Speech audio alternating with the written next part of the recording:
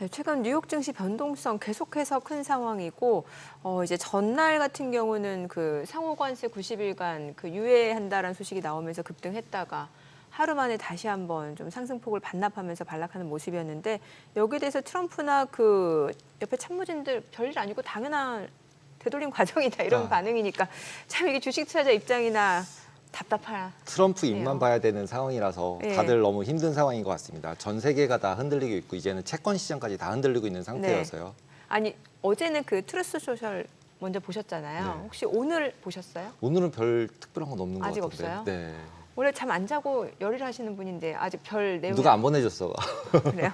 네. 아니 대표님 말고 트럼프요, 트럼프. 트럼프? 네. 아 트럼프가 이제 몰라. 얘기하면 누군가 저한테 보내주면 제가 이제 딱 보내드릴 수 있는데 네. 아직 안 하시는 것 같습니다. 아 그래요. 그래서 오늘 뉴욕 증시는 어떤 흐름을 나타낼지 좀 궁금해지는 상황인데 일단 뭐 오늘 국내 증시도 상당히 선방했고 지금 사실 일본을 제외한 글로벌 증시 자체도 일단 관세 충격에서는 그래도 좀 약간은 좀 벗어나 있는 상황인 것 같거든요. 네. 예, 그러니까 관세 같은 경우는 한번 너무 위로 쏘고 네. 또 그다음에 한번 확 내리고 예. 그 레인지를 어느 정도 정해준 게 아닌가 이런 생각이 들어서 네. 그래서 그 다음에 지금 이제 채권이나 이런 쪽으로 좀 이제 시선을 좀 옮기고 있는 게 오히려. 아닌가 이런 생각이 좀 드네요. 네. 아니, 왜냐하면 중국이 125% 아니고 145%라고 이렇게 뭐 펜타닐까지 네. 얘기했는데 오히려 중국 뭐 본토도 그렇고 항생도 그렇고 지금 흐름이 괜찮거든요. 네. 이제 오히려 여- 본토는 괜찮은 느낌이죠. 예, 예. 그래서 이것도 어떻게 해석해야 될지 좀 어려울 것 같습니다. 저 오늘 뉴욕 증시 좀 대비하시는 분들을 위해서 저희가 좀 전략까지 세워보도록 하겠습니다. FI 리서치 한용희 수석 함께합니다. 어서 오세요. 안녕하십니까. 안녕하세요. 오후에 뵈니까 또 느낌 달라요. 그죠. 월요일 아침만 나가다가 네, 좀 어색하긴 합니다. 네. 네. 또 그쪽 자리도 좀 어색하실 것 같긴 한데. 네, 항상 반대편에 있는데 네. 네, 완전 반대로 됐어요. 제 지금. 아침에 네. 저기 자리에 있다가 네. 오후에는 오후에서 여기. 네. 또 뉴욕 증시 위주로 또 말씀을 네. 주셔야 되니까. 네. 예. 뭐- 아니 보니까 나스닥이 전일 12% 급등하고 다시 네네. 4% 하락하고 진짜 그 트럼프 주변에서 하는 말대로 이거는 그냥 정상적인 과정이다. 그냥 이렇게 보면 되는 거예요. 아까 말씀하셨다시피 이제 뭐 별일 아닌 듯이 이제 얘기를 예. 하는데 그러니까 이제 참모부는 그거를 다 대비를 해놨겠죠. 이제 우리의 계획들. 근데 제가 생각할 때 그게 맞는 것 같습니다. 왜 그러냐면 그러니까 결국에는 빌 에크먼 같은 경우에 헤지펀드를 운영을 하는데 네. 처음에 굉장히 비판을 했어요. 그러니까 빌 에크먼은 사실 뭐 참모진은 아니잖아요. 그냥 예. 헤지펀드를 운영을 하는 거지. 근데 관세가 발표되고 나서 전략을 보니까 계산이 돼 있는 거죠. 이미 계산된 상태에서 중국은 고립되어 있다. 네. 그렇게 얘기가 됐고 그다음에 결국에는 지금 미국이 조금 승기를 가져가는 모습들을 보여주고 있거든요. 네. 그래서 중국은 지금 뭐 보복 관세를 때리겠다라고 하지만 뭐 보복 관세 물품들을 보면은 뭐 대두, 농산물 뭐 이런 것들, 그다음에 가금육, 뭐 펜타닐 관련은 뭐 이제 미국하고 얘기 안 하겠다 뭐 이런 입장을 밝혔고요. 그다음에 뭐 서비스 무역 같은 거, 그다음에 영화 수입 금지. 근데 이게 과연 그러면은 치고 받았을 때 나는 야구방망이로 때리는데 상대는 그냥 주먹으로 때리면 그렇게 안 아픈 거잖아요. 사실 다 야구방망이는 트럼프가 야구방망이? 저는 때리는 그렇게 거예요? 생각을 합니다. 그럼 지금 근데- 시진핑은 주먹이고. 네. 근데 뭐 미국에서 수입할 게 별로 없었어가지고 중국이 뭐 관세를 매길 게 없는 거 아닌가요? 그렇죠. 사실 그래서 그 주먹으로 때리는 표현이 좀 저는 표현을 하고 싶은 건데 그러니까 지금 흘러가는 상황들을 봤을 때 오늘 베트남 증시가 올라갔단 말이에요. 좀 네네. 크게 올라갔습니다. 네네. 또 그 전에는 사실 베트남 증시가 제일 빠르게 하락한 국가 중에 하나입니다. 예. 근데 오늘 왜 이렇게 상승을 했느냐? 그러니까 베트남 부총리가 바로 유예 기간 90일 주자마자 달려갔죠, 워싱턴으로. 네, 달려갔습니다. 그러니까 결국에는 초고율 관세 46%에 달하는 관세인데 이 부총리가 갑자기 협상을 하자라고 얘기를 하면서 네. 결국에는 아쉬운 사람이 달려가야 되는 거는 네네. 맞잖아요. 그래서 오늘 베트남은 일단은 증시가 상승한 이유 중에 하나는 결국에는 베트남 오케이 관세 안 맞을 가능성이 높다. 시장은 이렇게 해석을 좀 하는 거죠. 되게 그럼 애플도 높잖아요. 올라가겠네요. 뭐 애플은 이제 공급망이 좀 다변화돼 있기 때문에 사실 중국에서 본질적인 게 해결이 안 된다고 하면은 불확실성이 좀 아직 제거되기는 좀 힘들지 어렵다. 않을까, 네라는 거고. 그래서 베트남 증시가 이렇게 상승하는 건 결국에 관세를 덜 맞겠다라는 거고. 근데 저는 이 주변 국가들이 계속 미국하고 손을 잡으면 중국의 힘이 잃어지는 거잖아요. 이게. 그렇죠. 지금 베트남만 보더라도 사실 그런 내용들이 나오고 있기 때문에 오히려 승기는 아직까지는 트럼프가 좀 가져가지 않을까라는 생각을 좀 하고 있습니다. 이번에 미중 갈등에서는 어쨌든 미국이 이제 승기를 좀 가져갔다. 네. 아직 EU나 중국이랑 확실하게 표명을 하진 않았잖아요. 그렇죠. 베트남이나 이렇게 좀 이제 중소형 국가들은 합의를 하고 있지만 힘이 없으니까. 네네. 근데 힘이 제일 큰 이제 중국이랑 유럽이랑은 아직 확정적이진 않은데 그 부분은 어떻게 전망을 하시나요? 어제 그 22 정책위원회 그 프랑스와 빌루아가 언급을 했던 게 그러니까 트럼프 딱 워딩을 이렇게 했습니다. 트럼프 관세 상황에 대해서 향후 3개월 동안 논의의 여지가 있다라고 언급을 했습니다. 그러면은 지금 저도 사실 헷갈리는 게 이게 명확하게 딱 중국과 손잡겠다 이런 내용이 아니고 그러니까 누구는 이렇고 사실 좀 분포가 많이 돼 있거든요. 네. 근데 EU가 7월 달에 또 중국과 정상회담을 또 개최를 한다는 말이죠. 네. 그럼 7월은 사실 3개월 90일하고 딱 겹치잖아요. 네. 겹치는데 참 그때 가서 논의가 나올까? 7월 달 가서 그런 생각이 좀 드는 거고 일단은 중국하고 EU가 같은 방향성인 건 맞는 것 같습니다. 일단 거부감, 미국에 대한 거부감은 네. 있는데 근데 이게 지금 중국 내 사실 그 관세를 올리게 되면은 지금 안 그래도 경제를 올리겠다, 뭐 디플레 얘기도 많이 나오고 있는데 여기서 아픈데 소금 뿌리면 더 아프잖아요. 근데 소금. 그게 저는 지금 중국이 좀 처한 상황이잖아요. 지금 열심히 경기 부양하려고 뭐 돈 풀고 이러고 있는 와중에 갑자기 관세를 때려 맞으면 이 디플레 그 시진핑의 약점을 좀 잘 아는 거죠. 그래서 저는 EU랑 그렇게 돼 있더라도 일단 7월 달에는 정상회담이 개최가 되더라도 좀 너무 늦다라고 너무 생각을, 늦다. 네, 그럼 갖고 이미 다 있습니다. 결정이 된 다음에 7월 달을 맞이하게 될 것이다. 네, 그렇게 그러면은 생각하는 중국의 입장에서는 얻을 게 없겠네요.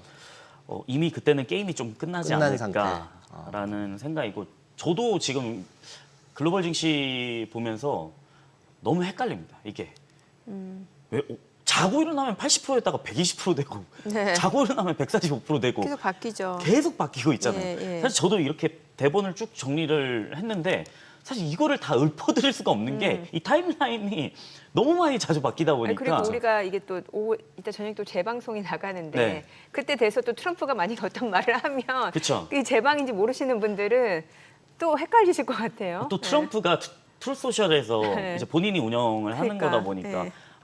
현지 시간으로 아침에 일찍 일어나세요 또. 네. 그래서 제가 그래서 맞아요. 힘들어요. 좀 나이도 46년생이시고 그런데 너무 열정 어르신이잖아요 사실 저희 입장에서는 어르신이죠. 네. 어르신인데 좀 열정이 대단하긴 하세요. 그래서 잠을 언제 주무시나 이런 생각 들 정도로. 저는 SNS 관리자가 있나 아닌 게 이런 생각도 했거든요. 보시 네. 있지 않을까요? 네. 네. 그래서 참 어렵다. 지금 변동성이 너무 크다라고 좀 말씀을 드려야겠고. 그래서 지금은 사실 이런 얘기를 나누기보다는 저는 큰 방향성은 봐야 된다라는 건데 저는 큰 방향성에서는 지금 미국이 짠 판에는 잘 돌아가고 있는 것 같습니다. 돌아가고 있다. 왜 그러냐면 70개 국가들이 미국한테 전화해서 관세 협상하겠다라고 하는 거고 사실 우리나라나 일본 같은 경우에는 관세로 안 하는 대신에 너네가 LNG 참여하면 우리가 빼줄게라는 거잖아요. 결국에는 그 현금 대신에 그러면은 현물을 가져와라는 거랑 저는 비슷하다라고 생각을 하는데 이 관세 판에 대해서 저는 중국이 덫이 제대로 걸렸다라고 스콧 벤세트가 얘기를 했는데 이게 딱 맞는 표현인 것 같습니다. 지금 다른 국가들은 중국 빼고 다 달려가고 있고 네. 중국은 어쨌든 자존심은 지켜야 되지만 예.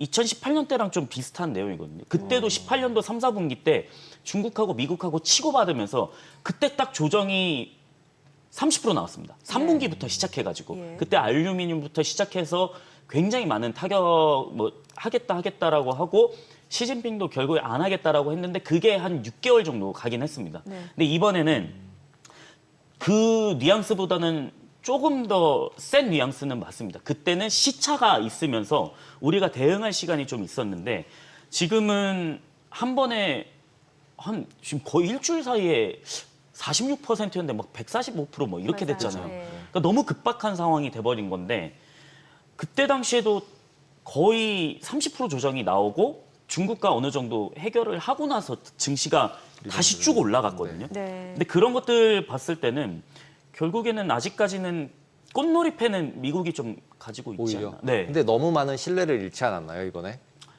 저는 딱 쉽게 표현을 하자면 그런 것 같아요. 미국 이제 뭐 부채도 많고 뭐 뚱뚱해.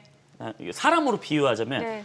이제 뚱뚱해서 한물 갔네라는 건데 기초 체력을 또 다지는 거죠. 이제 커팅해야 되는 거죠. 지방을 커팅하고 해서 근육을 좀 기르는 디톡스. 네, 디톡스를 해야 되는 건데 네.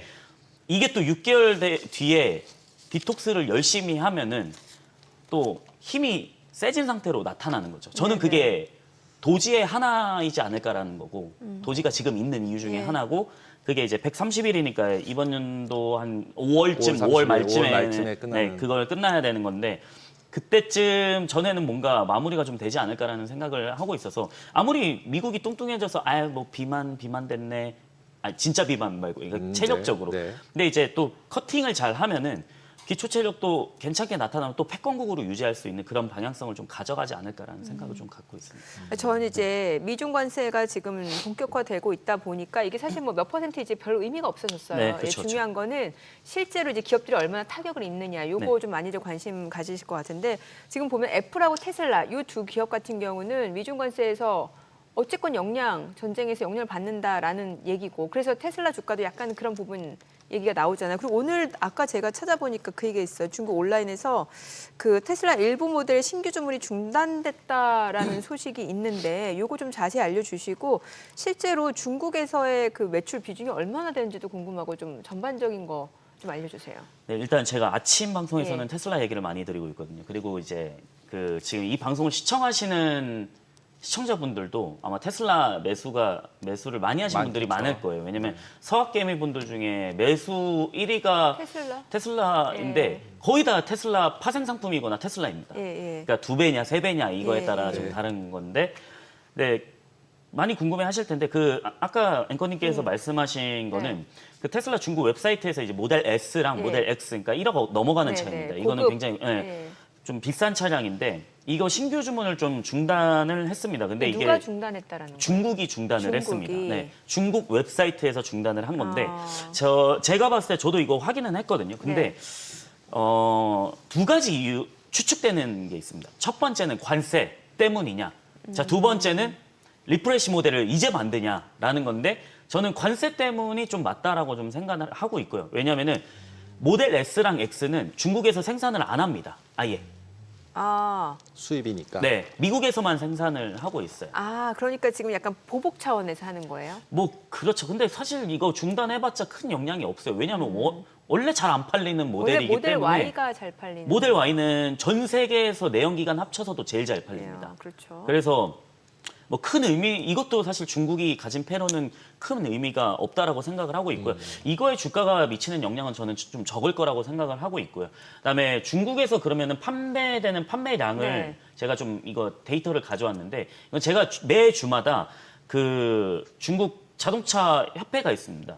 그 신에너지 차량을 다 집계를 하는데 니오, 네. 리오토, 샤오펑, 뭐 지리자동차 뭐 이런 업체들 다 판매량이 나오는데 제가 그 테슬라 매 주차마다 저거를 확인을 하는데 보시면 갑자기 뚝 떨어지는 게 보이시죠? 그러니까 네. 지난주까지만 해도 2만 1,000대를 팔았어요. 근데 이번 주에 3,600대 팔았거든요. 그럼 여기서 좀 공포성 그 뉴스를 헤드라인만 보시면은 테슬라 이제 중국 내에서 안 팔린다 이런 것도 나올 겁니다. 근데 걱정 너무 안 하셔도 되는 게 테슬라는 제가 아침 방송에서 말씀드렸다시피 분기마다 도레미입니다. 뭐냐면 1분기는 1, 2, 3월이 있고요. 2분기는 4, 5, 6월이 있고요. 3분기는 7, 8, 9월이 있고요. 근데 분기 첫 달에는 수출 물량을 밀어냅니다. 내수 판매가 아니고. 유럽으로 보내야 돼요. 네. 우리나라도 보내야 되겠죠. 근데 지난주까지가 3월 30 마지막 주였거든요. 네. 그러면은 2만 1,000대 딱 팔고 나서 이번 주가 이제 4월 그 4월 첫 주가 첫 주. 네. 분기 2분기 첫째 달이잖아요. 예. 수출 물량에 집중을 한다는 거죠. 그러니까 밀어내기 방식이 계속 있었어요. 이거는 몇 년 동안. 그래서 너무 걱정 안 하셔도 된다라고 생각을 하고 있고요. 그리고 테슬라는 관세 영향이 크게 없습니다. 왜냐하면 상하이 공장이 있고요. 네. 미국 내에서는 중국 거 수입 안 하거든요. 캘리포니아 공장이랑 프리몬트 공장이랑 그다음에 텍사스 공장이 있습니다. 네. 그래서 그 전체 완성차 제조업체랑 테슬라랑 다 비교를 했을 때 중국의 의존도가 가장 높은 데가 현대고요. 예. 그 다음에 가장 적은 데가 테슬라입니다. 현대는 그래서 달려갔죠. 아, 제철소 짓겠습니다. 그 다음에 투자하겠습니다. 당연히 그럴 수밖에 없는 게 노출이 많이 되어 있으니까. 그게 오히려 싸게 먹히는 거죠. 어떻게 보면. 그래서 저는 너무 걱정 안 하셔도 될 것 같다라고 좀 생각을 하고 있고요. 그러면 그 네. 상하이 공장에서 만들어진 테슬라는 그 중국 내에서 다 소화가 된다라고 보면 되는 거예요? 다 되고 있습니다. 그래서 그리고- 우리나라도 들어오는 것도 거기서 들어오는 거 아닌가요? 네, 상하이에서 들어옵니다. 네. 그다음에 미국에서도 일부 들어오기는 해요. 일부 들어와요. 네, 근데 그 LFP 차량이 그 RWD 차량이 있거든요. 후륜구동 차량.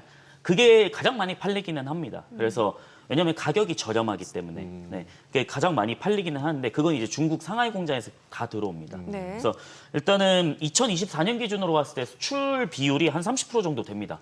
근데 이게 오히려 저는 호재라고 생각을 하는 게 그 오전에 뉴스가 하나 나온 게 뭐냐면 EU랑 중국이랑 자동차 관련해서 그 전기차 관세 협상을 좀 한다라고 얘기가 나왔습니다. 네. 원래는 그 중국 전기차 뭐 비아디라든지 네. 이런 전기차 업체들한테 고율 관세를 때려버렸거든요. 뭐 30% 40% 이렇게. 유럽에서요. 네, 유럽에서 EU에서 이렇게 때려버렸는데 테슬라 차량에는 7.8%를 부과를 했습니다. 근데 이거를 철폐하겠다라고 하는 거는 어쨌든 저는 중국에서 상하이 물량이 EU 쪽으로 갑니다. 왜 그러냐면 기가베를린이 아직 생산 속도가 못 올라와서인 건데 저는 그래서 테슬라는 여전히 좀 잘하고 있고요. 관세 노출에는 그게 그렇게 크게 없거든요. 근데 이제 어저께 같은 경우는 실제 UBS나 이런 데서 네. 관세 때문에 영향이 있다 이런 레포트를 내면서 네. 좀 하락을 했잖아요. 네네.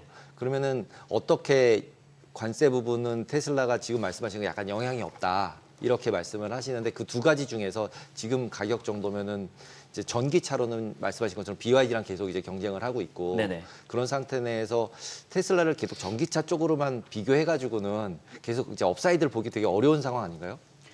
전기차만 보면 저도 동의합니다. 네. 근데 테슬라는 에너지 저장 장치가 있고요. 네. 그다음에 FSD가 있고요. 그다음에 옵티머스 로봇이 있고요. 근데 저는 옵티머스 로봇이 시가총액이 가장 큰 비중을 차지한다라고 좀 생각을 하긴 합니다. 그다음에 그 소프트웨어는 거의 이익률이 80% 90% 날 수도 있습니다. 왜냐하면 한번 구축을 해놓으면은 유지 보수만 하면 되기 때문에. 근데 지금 중국에서 그 샤오미 SU7 그 사고 나서 그 사망 사건이 한 번 있었거든요. 지난주인가? 근데 그게 중국에서 커브자가 그 꽃갈콘 있잖아요. 꽃갈콘 네. 커브를 자율주행으로 물론 좀 과속은 어느 정도 했습니다. 100km 정도의 자율주행으로 샤오미 SU7으로 자율주행을 했는데 그거 인식을 늦게 해가지고 차량이 뒤틀리면서 사망 사고가 있었는데 중국의 테크 유튜버들이 그거를 똑같이 그 길에서 테스트를 했습니다. 비슷한 속도로. 근데 테슬라는 쭉 빠져나갔습니다. 저는 이게 자율주행은 0.1%만 차이가 나더라도 저는 그거 선택하거든요. 왜냐하면 생명과 직결이 되기 때문에. 근데 에너지 저장 장치도 이제는 무시할 수 없는 사업이 됐습니다. 네. 이거 메가와트시 한 대당 거의 뭐 우리나라 돈으로 30억, 40억 하는데 이 매출이 지금 조 단위가 나오거든요. 근데 그 에너지 저장 장치 하면은 생각을 해보면 아, 에너지 저장 장치는 그냥 딱 설치하고 끝. 보통 이렇게 생각을 하시는데 아닙니다. 실시간 소프트웨어 관리를 해야 됩니다. 그래서 미국에서 에너지 저장 장치 회사가 하나가 망했는데 그걸 관리해줄 사람이 없어서 이게 골치가 아픈 거죠. 그러면은 고객사들이나 전력발전소 업자들은 어떤 걸 선택할 거냐. 지금 그래서 테슬라 주문창 들어가시면 나오는데 2026년인가 그때까지 매진입니다, 이게. 못 삽니다, 아예. 그 인도가 되더라도 내년에 받아야 되는데 저는 그게 하나둘씩 보여질 수 있을 거라고 생각을 하고 있고요. 물론 테슬라 주식을 투자하시는 분들은 변동성이 엄청나기 때문에 고통스러운 거는 맞습니다. 근데 저는 비전을 봤을 때는 사실 지금 가격 정도는 저는 충분히 괜찮다고 생각을 하고 있거든요. 아까 앵커님께서 말씀하신 전기차로만 봤을 때는 비아디랑 비교를 하면은 당연히 전기차만으로는 뒤처진다라고 생각합니다. 근데 따지고 보면은 비아디는 모델별로 쭉 나열하면은 왜 이렇게 판매량이 많을까? 저가 모델 싸서. 판매, 네. 비싼 거, 시라이언이나 돌핀이나 이런 건 잘 그렇게 안 팔리거든요. 왜냐면 테슬라 Y랑 경쟁이 안 돼서 그런 이유들이 있습니다. 그러면은 저는 저가 팔아봤자 마진 얼마 안 남거든요. 네. 그거는. 그래서 결국에는 비아디 저가 차량 나오면 테슬라는 또 그 시장에서 잘 하지 않을까라는 생각을 갖고 지금 있습니다. 말씀해 주시는데 밑에 하단에 네. 그 UBS 리포트가 나갔는데 네. UBS에서는 이제 테슬라 목표 주가를 하향 조정해서 $190 네네. 이렇게 말씀하시는데 밑에 계속 나가는 거예요. 네네. 그래서 그 UBS가 왜 목표가를 하향 조정 매도 의견을 냈는지 제가 보니까 그 ESS 말씀 주신 그 에너지 저장 장치 네네. 이것도 실적에 큰 기여를 하는데 문제는 여기에 들어가는 뭐 소재, 부품 이게 또 중국에서 뭐 수입을 해와야 되나 봐요. 그래서 그게 공급 차질. LFP입니다. 그래서 이 공급 차질을 경험하면 위축될 수 있다 이런 의견인데 여기에 대해서는 어떻게 그 보세요? 관세 맥이 이어지니까. 예. 그거도 맞는 말이기는 한데요. 상하이 메가팩토리가 이번에 만들어졌습니다. 네. 상하이 메가팩토리는 저는 테슬라를 거의 지금 6년, 7년 동안 추적을 하면서 히스토리를 쭉 봤을 때는 그러니까 지금은 생산이 캘리포니아 라스럽에서 생산을 합니다. 이제 다 어떤 부품이 들어가는지는 저도 다 모르죠. 그 오픈을 안 했으니까. 근데 어느 정도 중국제 LFP는 중국 쪽에서 들어오는 거는 맞을 겁니다. 네. 근데 상하이 메가팩토리가 이제 오픈을 했습니다. 그래서 출하식이 있었고요. 거기서도 이제 LFP로 된 ESS가 나갑니다. 네. 그래서 물론 지금 당장 LFP가 얼마만큼 때려 맞느냐가 저는 중요한 건데 이거는 세부적으로 나오지는 않았어요. 예. 그걸 좀 확인해 봐야 될 것 같고요. 근데 에너지 저장 장치는 계속 폭발적으로 성장을 할 겁니다. 왜냐면 전년 동기 대비해서 지금 10기가와트시, 11기가와트시를 설치하는 데는 없거든요. 그리고 그 전체 발전소를 짓는 업자들이 대부분 선택하는 게 테슬라 메가팩입니다. 네. 다른 거 잘 선택 안 해서 사실 망하는 회사들이 많죠. 그것 때문에 저는 어쨌든 이 시장에서도 테슬라는 다 먹고 들어가지 않을까라는 생각을 좀 갖고 있습니다. 약간 이제 얘기를 바꿔서 어저께 이제 미국 국채 시장에서 계속 최근 3일간 난리가 나고 있잖아요. 네네. 그러면 이제 관세 부분 때문에 왜 국채가 흔들리느냐 이러면서 이제 여러 이슈들이 계속 나오고 있는데 그 부분에 대해서는 어떻게 생각하세요? 특히 이제 장기채 같은 경우는 네네. 굉장히 심각한 상태다. 그것 때문에 이제 관세도 철폐했다. 네. 이런 얘기가 나오는데 그런 부분에 대해서는 어떻게 생각하시나요? 저는 사실 10년 만기 국채 입찰이 뭐 사상 최대 기록했다고 뭐 이런 얘기 나왔었잖아요. 이건 그러니까 시장에서 추측하는 거는 중국이 던졌다. 네. 아니면은 뭐 해치 펀드가 이제 망했다. 이것까지 팔고 있다. 이런 얘기가 나오고 있는데 사실 뭐 밝혀진 거는 없습니다만 근데 사상 최대를 기록했다라는 게 또 이상한 거죠. 근데 이거 일본 쪽에서 사지 않았을까? 일본에서. 일본이 판 거라고 이제 얘기가 되고 중국 쪽도 파는 걸로 미국, 일본 다 네. 같이 팔고 있다. 뭐 이런 뉴스가 계속 나와가지고 이제 보통 이제 왜 이러냐. 저는 근데 일본이 관세 협상으로 샀을 것 같다라는 생각이 좀 들더라고요. 그러게 오히려. 미국하고 일본하고 하면 미국이 네. 훨씬 우위를 점할 수밖에 없는 상황이고 왜냐면 일본 총리가 또 그 달려갔잖아요 한번. 네, 어떤 내용이 나온지는 아직 모르는데 이것도 다 추측이긴 합니다만. 맞아요. 근데 사상 최대 다 던지는 시장에서 사상 최대 입찰이 됐다라는 거는 그러면은 많이 있는 사람이 했어야 되는 건 맞잖아요. 이거는 그렇죠. 많이 돈이 많은 사람이 해야 되는 건 맞잖아요. 그럼 주요 고객이 누구냐? 중국이 지금 산다고? 좀 안 사겠죠. 네. 네. 중국이 지금 산다고는 저는 아닌 것 같거든요. 중국 안 사겠죠. 네. 그다음에 해치펀드가 지금 산다고 지금 손실이 좀 클 텐데 마진콜 당할 여력이 좀 있다라고 얘기 나왔는데 지금 이걸 산다고? 그것도 아닌 것 같고 그러면은 누구지? 했을 때 일본밖에 뭔가 리스트가 없는 거죠. 네. 제일 안 살 것 같은 사람은 둘이고 그래서 저는 일본이 좀 관세 협상으로 좀 매수를 하지 않았을까라는 생각을 좀 갖고 있어가지고 네. 참 좀 특이한 시장이었습니다. 사실 그렇죠. 특이한 네. 시장이어서 네. 이걸 이제 어떻게 해석을 할까 여쭤본 겁니다. 네. 협상으로는 이것도 지금 우리가 얘기하는 게 다 추측이잖아요. 지금은 네, 추측이죠. 추측인데 저는 관세 협상으로는 어떤 거든 뭔가 내놓을 것 같다라는 생각을 합니다. 그래서 이게 마무리되려면 시간이 좀 걸릴 텐데 저는 지금 당장은 뭐 발표된 게 없어서 시장이 반응을 안 하는 건 맞다라고 생각을 합니다. 근데 지금 나스닥이나 S&P나 이렇게 떨어진 정도라고 했을 때는 2018년하고 비교를 했을 때도 그때 분위기를 보면은 진짜 좀 심각하긴 했었거든요. 네네. 나스닥 30% 떨어지면서 그때 시장에 참여하고 계신 투자자분들은 좀 공포 심리가 좀 만연해서 아마 이번 연도 트럼프가 집권했을 때도 공포심에 좀 있으신 그때 기억을 떠올리시면 공포심에 좀 있으신 분들이 많았을 거예요. 근데 지금 정도 30% 거의 한 30% 떨어지긴 했거든요. 고점 대비해 가지고 저는 좀 매수 기회라고 있다. 생각을 합니다. 네. 네. 지금 주식 시장도 그래서 네.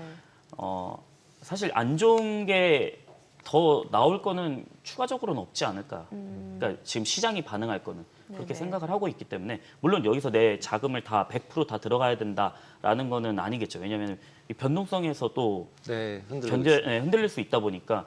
근데 매력적인 매수 구간은 맞다. 네, 맞다라고 좀 생각을 하고 있습니다. 그 또 테슬라면 빼놓을 수 없는 게 이제 일론 머스크인데 최근에 보면은 그 관세 책사로 알려진 그 피터 나바로하고 네. 굉장히 의견이 달랐잖아요. 이견이 엄청나고 서로 예, 좀 안 좋은 용어까지 써가면서 이제 바보다라는 식으로까지 해가면서 일론 머스크. 일론 머스크가 피터 나바로한테 근데 결국에는 이제 상호 관세에 대해서는 90일간 네. 뭐 유예가 된 상황이고 그래서 이거를 일각에서는 이제 머스크의 승리다 뭐 이런 얘기도 나오곤 있습니다만 여전히 관세 정책과 관련해서는 이제 트럼프하고 이제 머스크가 좀 충돌을 일으키는 부분이 있잖아요.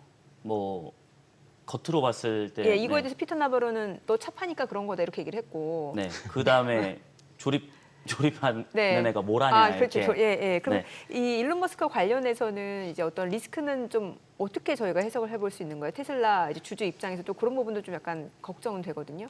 근데 베세트 어쨌든 지금 중요한 관세에서 진짜 행하고 있는 사람은 베센트잖아요. 예. 나바로는 그냥 옆에서 코멘트. 네. 그렇긴 하죠. 예. 네. 그 사실 바보보다 더 센 워딩이 나오긴 했잖아요. 그렇죠. 네, 방송에서 얘기할 수 없는, 언급하기가 힘든. 예. 언급할 수 없는 네, 그런 네. 얘기가 나왔는데 그 정도로 좀 악화가 됐는데 그래서 하버드 나와도 모른다. 그러니까 네. 뭐 차 네, 조립쟁이가 맞아요. 뭘 하냐 뭐 이런 네. 얘기를 하는데 저는 어쨌든 베센트가 사실 어느 정도 일론의 손을 좀 들어준 모습들이 있었다라고 네. 생각을 합니다. 왜 그러냐면 본인이 관세는 본인이 하고 그다음에 뭐 나바로는 이제 옆에서 조언을 하는 거다라고 얘기를 했으니까 그리고 네. 베센트랑 일론이랑 좀 공통된 견해들도 있었거든요. 그래서 오히려 좀 친밀 관계는 일론과 베센트가 좀 있지 같은 않을까. 편이다. 네. 네, 그런 생각들을 좀 네. 갖고 있고 사실 일론 입장에서는 관세를 철폐해야 되는 건 맞죠. 일론 입장에서는. 네. 왜냐하면 본인의 주식도 있고 그다음에 기업을 운영하는 입장에서 그리고 도지의 임기가 이제 5월 달이면 좀 끝날 텐데 그래서 비공식적으로 요청을 한 건 맞지만은 어쨌든 그 판 안에서 지금 잘 돌아가고 있는 것 같습니다. 그 도지 말씀 주셨으니까 좀 여쭤보고 싶은 네. 게 사실 그 다치 수장되기 전에 그 정부 예산 절감 목표 2조 달러 제시했다가 네. 다시 이제 수장되고 나서 1조 달러 제시했다가 이번에 보니까 1,500억 달러 1조에 1,500억 달러 쪼그라들었단 말이죠. 그 도지 트래커를 보면은 제가 네. 오늘은 못 봤거든요. 그 지금 총 7.5% 정도 하기는 했습니다. 원래 목표가 2조 달러는 맞기는 한데 그러다가 이제 되고 1조로 나서 다시 바꿨죠. 1조 달러 네, 얘기했고 1조 달러로 바뀌고 지금 현재가 500억 달러. 잠시만요. 근데 네. 지금 이미 달성은 했거든요. 그러니까 1,500억 달러 절감이 예상된다. 네, 이미 절감은 됐습니다. 이건 그러면 7.5% 정도 했습니다. 그 그래서 목표 대비로는 한참 못 미친 건데 이미 그래서 지금까지는 이게 그렇죠. 추진 동력이 약화된 거 아니냐라는 얘기들을 해요. 지금 언론에서는. 근데 저는 뭐 2조 달러냐 1조 달러냐 그런 것도 중요하기는 하지만 네. 지금 이게 한순간에 2조 달러를 줄이는 건 아니라고 생각을 하거든요. 그렇죠. 예. 못 줄이죠. 네. 한 번에 2조 달러를 줄이려면 그냥 한 방에 다 해고하고 해야 되는데 제가 그 폭스 비즈니스에서 그 도지 팀이 다 나와가지고 네. 인터뷰를 한 거를 봤는데 오해가 있었던 부분들도 제가 말씀을 드리자면 그 영상을 한번 찾아보시면 다 네. 나오기는 합니다. 근데 도지팀에서 어떤 얘기를 했냐면 사실 그 해고당하는 사람은 일부라고 얘기를 했습니다. 진짜 해고를 당하는 사람. 그러니까 일을 정말 이거는 안 하는 사람. 안 하는 사람이겠죠. 그러면은 도지팀에서는 지금 어떤 식으로 하고 있냐면 이 사람이 민간에서 취업을 할 수 있게 8개월간 유예 기간을 주고 어느 정도 뭐 퇴직금, 명퇴금이나 뭐 이런 것들을 주겠죠. 근데 그런 것들 주는데 굉장히 호의적이라고 얘기를 하더라고요. 내가 나가서 이렇게 뭐 직업을 구할 수 있게. 그래서 동의하는 사람들이 오히려 더 많다. 근데 이걸 한 번에 줄이는 거는 당연히 지금 안 되겠죠. 지금 1,500억 달러 정도 이미 달성은 했습니다. 근데 지금 임기 시작한 지 1월부터 시작해서 한 3개월 정도인데 이 정도 성과면은 저는 뭐 그래도 7.5% 달성했으니까 1개월당 2.5%씩 달성을 한 거거든요. 예, 근데 예. 트럼프 입장에서 보면 네. 머스크한테 이걸 많이 줄여주면 관세가 좀 적어져도 되잖아요. 그렇죠. 예. 내부에서 돈으로 내부에서 얻으니까. 돈으로 보는 네네네. 거니까. 그러면은 이걸 네가 잘하면 관세 낮춰줘서 너 잘하게 해줄게 이러면서 이제 반대편으로 왔다 갔다를 할 수 있는 상황이어서 네. 트럼프 입장이나 머스크 입장에서 봤을 때는 당연히 도지를 열심히 할 수밖에 없는 모티베이션을 준 게 아닌가 이런 생각이 드는데 머스크는 그러니까 도지를 열심히 할 수밖에 없고 네. 그러면은 기본적으로는 달성을 할 수 있냐 없냐라는 부분이 관세에도 영향을 미칠 수밖에 없잖아요. 협상을 할 때 그렇지 않을까요? 저는 그 인터뷰를 제가 많이 보기는 하거든요. 네. 트럼프 인터뷰랑. 네. 근데 보통 폭스가 이제 트럼프 쪽이잖아요. 공화당 쪽의 아, 그렇죠. 친 언론사인데 그래서 트럼프가 항상 폭스의 그 인터뷰를 많이 하긴 하더라고요. 그때 얼마 전 한 지난주인가 지지난주 인터뷰를 보면은 그러니까 기자가 그 질문을 했습니다. 일론이 계속 도지에 있길 원하냐 트럼프한테. 아니다. 어차피 저 사람은 큰 기업을 운영하고 있고 언젠가는 떠나야 된다라고 언급을 했습니다. 그러면 제가 뭐 방송에서 말씀드리는 거는 일론의 지금까지 운영을 했던 방식을 대입을 하면은 처음에는 온 힘을 다해서 쏟을 겁니다. 네. 그 다음에 시간이 지나면 본인은 손을 뗀다는 거죠. 자동화가 되면. 지금은 도지팀이 AI를 통해 가지고 다 이걸 정리를 합니다. 심지어 뭐 어디 퇴직 그 서류가 어디 광산에 하나가 있는데 4억 장인가 5억 장이 있답니다. 거기가. 근데 그거가 쓰는데 처리하고 하는데 너무 비효율적이어서 그거를 외부로 도입해 가지고 효율성을 높인다라고 얘기를 했고요. 그것만 해도 비용이 넘쳐나니까. 근데 그런 것들을 큰 것들을 하나씩 고쳐나가면서 네. 진행을 할 텐데 저는 트럼프가 계속 있어라라고 하는 거는 관세 협상의 대상은 아닌 것 같다. 왜냐하면 그 관세가 발효되기 전에 있었던 일이거든요. 네네.